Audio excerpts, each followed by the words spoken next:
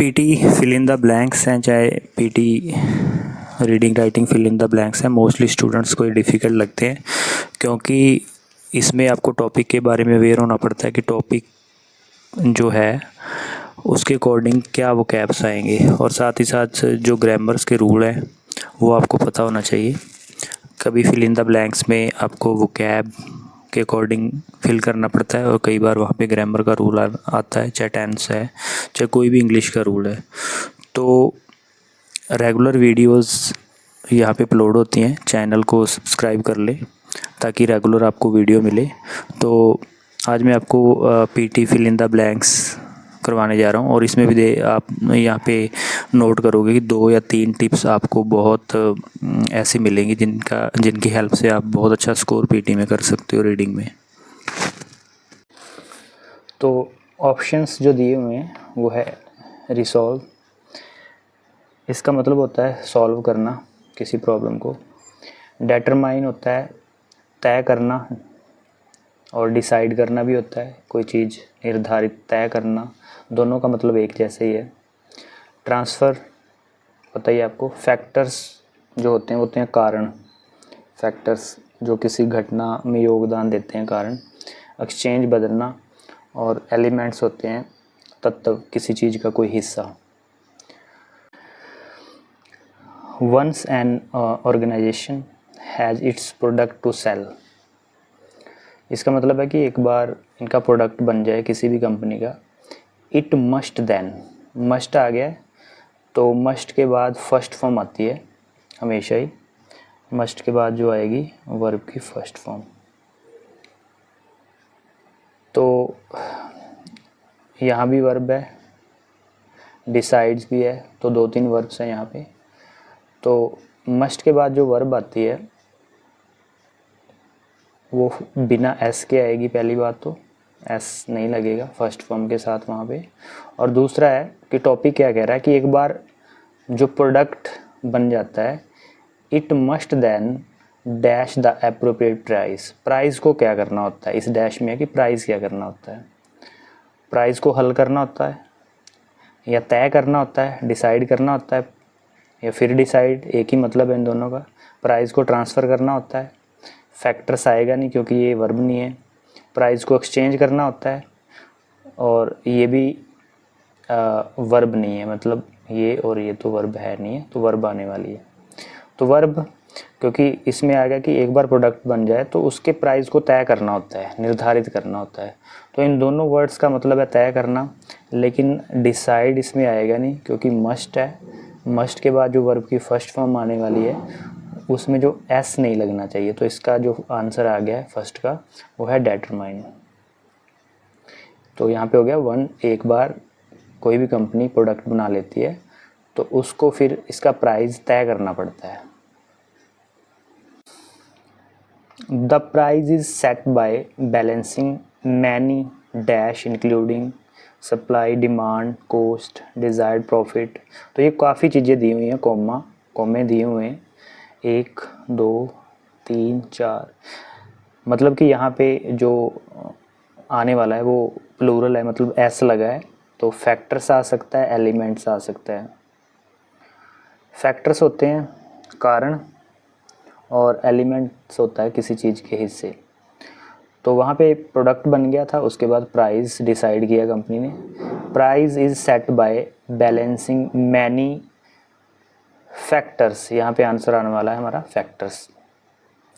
Factors का मतलब होता है कारण, कई कारणों जो कारण में इंक्लूड हैं सप्लाई, प्रॉफिट, कॉस्ट, सभी को सेटअप करके ही प्राइस उसका डिसाइड किया जाता है। तो एलिमेंट यहाँ पे क्यों नहीं आएगा, एलिमेंट्स यहाँ पे है क्योंकि ये किसी चीज़ का हिस्सा होता है, ये नहीं आएगा। और एलिमेंट्स जब भी आएगा तो उसके साथ मोस्टली ऑफ या फिर फॉर आता है। मान लो कि यहाँ पे इस फिल इन द ब्लैंक्स के बाद यहाँ पे ऑफ या फॉर होता, हर बार ऐसा नहीं होता बट 95% ऐसा होता है, क्योंकि ये किसी चीज़ का हिस्सा होता है एलिमेंट्स, और किसी चीज़ का कनेक्शन दिखाने के लिए इंग्लिश में ऑफ या फोर यूज़ किए जाते हैं। ऑफ होता है का, के, की, फोर होता है के लिए। तो अभी नेक्स्ट आपके पास एग्ज़ाम्पल आने वाले हैं, तो उसमें देखना जो एलिमेंट्स के 10 एग्ज़ाम्पल हैं तो मोस्टली के साथ ऑफ लगा हुआ है या फोर लगा हुआ है वहाँ पे। तो यहाँ पे ध्यान रखें, यहाँ पे आने वाला है फैक्टर्स, एलिमेंट्स नहीं आएगा। और कई जो प्राइस है सेटअप किया जाता है कई कारणों से, कई चीज़ों को, कई कारणों से जिसमें कि ये कारण है, तो उस चीज़ों को देखते हुए जो प्राइस है उसका सेट किया जाता है। तो इन एग्जांपल्स में देखें जहाँ भी एलिमेंट्स वर्ड लिखा हुआ है उसके पीछे फोर लगा है या ऑफ लगा है। Ultimately the final price is determined by what the market is willing. What the market is willing, market मतलब लोग क्या इच्छा कर रहे हैं। आखिरी प्रोडक्ट का प्राइस इस बात पे निर्धारित किया जाता है what the market is willing to आ गया तो वर्ब की फर्स्ट फॉर्म आएगी।